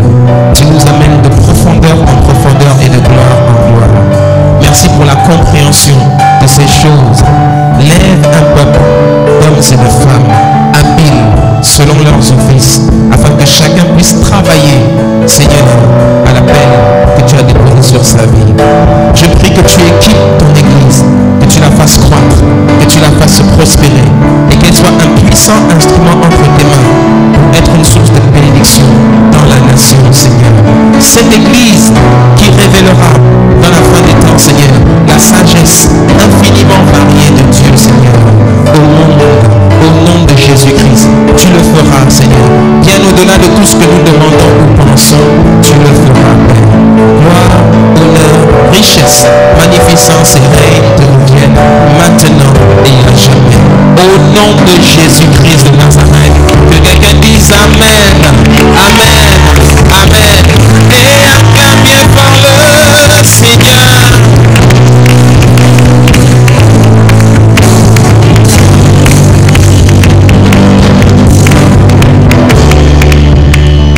Amen. Je vous prie de bien vous vouloir vous asseoir. Nous nous acheminons tranquillement vers la fin de ces moments. Et nous voulons acclamer le Seigneur pour les personnes qui nous visitent la première fois. Est-ce que ces personnes peuvent bien vouloir se lever? Nous voulons tout simplement vous dire shalom. Est-ce qu'il y a des personnes qui nous visitent pour la première fois? Est-ce qu'elles peuvent juste se tenir debout? Nous voulons vous saluer très respectueusement. Amen. Amen. Gloire à Dieu. Est-ce qu'on peut leur donner un micro pour qu'elles puissent donner leur prénom et leur lieu de résidence?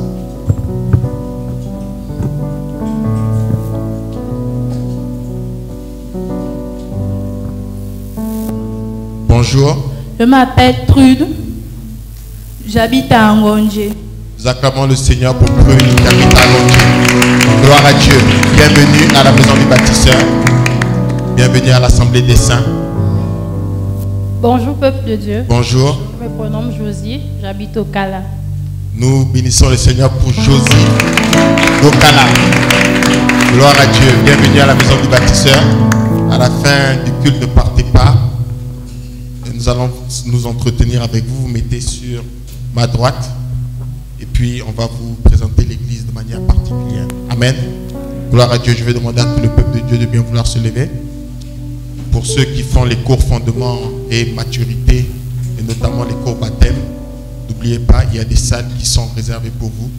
Et passer ces cours, progresser, c'est pour votre maturité spirituelle. Amen. Nous allons maintenant prier le Seigneur pour la fin. Seigneur, nous voulons te bénir. Nous croyons qu'aujourd'hui encore tu nous as parlé. Merci pour cette série qui est en train de prendre fin. Certainement c'était le dernier jour, mais chaque jour a été particulier. Et tu nous as montré véritablement, Seigneur, que nous devons véritablement identifier véritablement le secteur dans lequel nous devons impacter, dans lequel nous devons parler de toi à l'extérieur. Nous venons ici, et cette image que ton serviteur a prise est formidable parce que nous venons ici véritablement nous reconforter, nous venons ici nous charger et nous devons libérer ce potentiel pour la gloire de ton nom véritablement dans ce monde séculier. Nous bénissons ton Seigneur, Seigneur, pour toutes ces révélations parce qu'il y a une grâce lorsque nous nous équipons dans la maison de Dieu. Merci de nous relâcher, merci véritablement de permettre à ceux que nous comptons que sur toi, c'est la personne de cet esprit qui fait des exploits. Merci véritablement de révéler le potentiel dans chacun de nous. Merci pour les diverses intelligences que tu as déversées dans ton église. Permets à ce que nous identifions véritablement notre véritable identité et que nous puissions te servir dans toutes les sphères que tu as véritablement énumérées aujourd'hui. Nous voulons te bénir pendant toute cette semaine. Merci pour cette semaine qui a terminé avec ses hauts et ses bas. Permets à ce que nous rentrons encore dans des temps de grâce, des temps de bénédiction multiples. Permets à ce que nous recherchons encore ta face, que nous approchons de toi et que nous soyons fidèles dans les différents programmes de l'église. Que nous venions mardi partager véritablement encore ce moment intense, cette communion fraternelle dans les groupes de maison. Que nous venions les jeudis et le vendredi pour nous approcher de toi au travers des temps de prière. Merci encore, Père éternel, pour tes multiples bénédictions. Que toute la gloire te revienne. Maintenant que nous allons aussi nous séparer après ces cours fondements et tous les autres programmes qu'il y a après le culte, nous prions que ta grâce surabondante nous environne tel un bouclier et que tu nous précèdes dans les chemins que nous allons emprunter afin d'arriver en toute sécurité dans nos lieux de domicile respectifs. Que toute la gloire te soit rendue au nom de Jésus-Christ. Amen. Amen. Amen. Gloire à Dieu. Amen. Ne partons pas rapidement. Prenons le temps de nous saluer, de nous chalomer et de manifester l'amour divin. Amen.